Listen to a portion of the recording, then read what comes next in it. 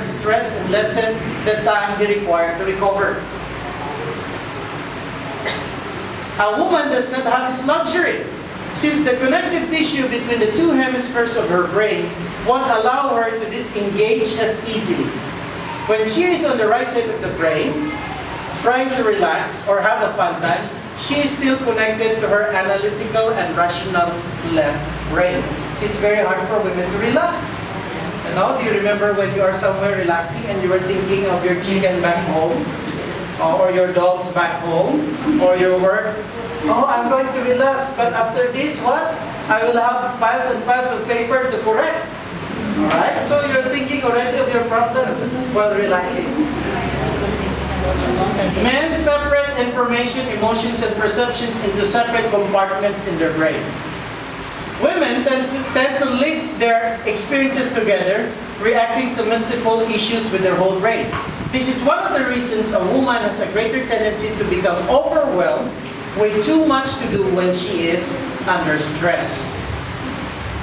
When a man is under stress, he can simply change his focus to a hobby or watching TV, and he begins to relax. He shifts from using his left brain, which is logical, practical, and reality-based, to his right brain, which is feeling, risk-taking, and fantasy-based.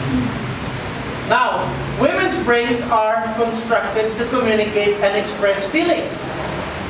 In general, men are more interested in objects and things rather than people and feelings. Okay? Women, however, are more inclined to be interested with people and feelings. Now, women's weapons. What are the two weapons of women? Remind me. Number one?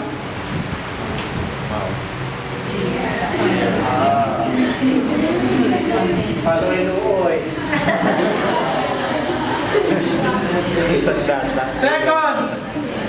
Second what? Cosmetics. Ears and cosmetics. Woman's never-ending to-do list. The more stress a woman feels, the more overwhelmed she becomes. There are too many things for her to do before she can relax. So, I would tell my wife, oh, long weekend, let's go somewhere. No, we cannot go. I have this and that, you know. It's very hard. You have to schedule it 1 year ahead. Trying to do the impossible leads her to exhaustion. Unfortunately, it doesn't stop there.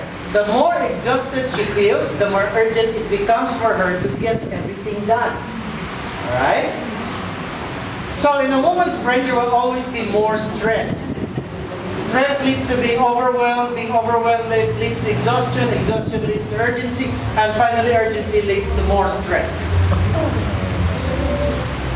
Regardless of whether a woman has children or not, her body is designed for endurance. Okay? Research reveals that a woman's body has almost twice the endurance of a man.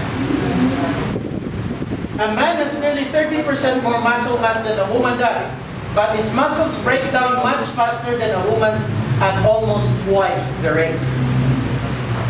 Woman's body having 20 to 25% more body fat than a man gives her the potential for lasting energy to remain active during her waking hours. By burning the fat stored in her extra fat cells, she can produce up to 20 times more energy than a man. This extra energy supports her brain, which never rests, churning away non-stop to create a never-ending to-do list. That's why you are never-ending to-do list. You're making up list and list and list then. So women became exhausted not because their muscles are breaking down, but because they are not making enough oxytocin. And how do they get oxytocin? 30 seconds out. So, whoa, we're already done. Summary. Let's summarize. You have to go back to slide number 1. There are major significant differences between men and women. The differences are different, not better or worse. Okay? Do not judge the difference, do not try to change the difference, and do not try to make them go away. These are generalizations. Individual differences exist. We all have some of these qualities. So to get along, you must accept and expect and respect these differences. Is there more? Be sure to remember these differences when communicating about anything important, when expressing care and concern, and when solving problems. By validating and accepting our differences, creative solutions can be discovered whereby we can succeed in getting what we want.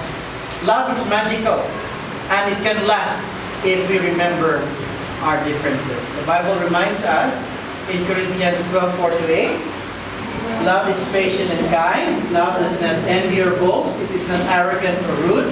It does not insist in its own way. It is not irritable or resentful. It does not rejoice at wrongdoing, but rejoices with the truth. Love bears all things, believes all things, hopes all things, and what? Endures all things. May God bless us all.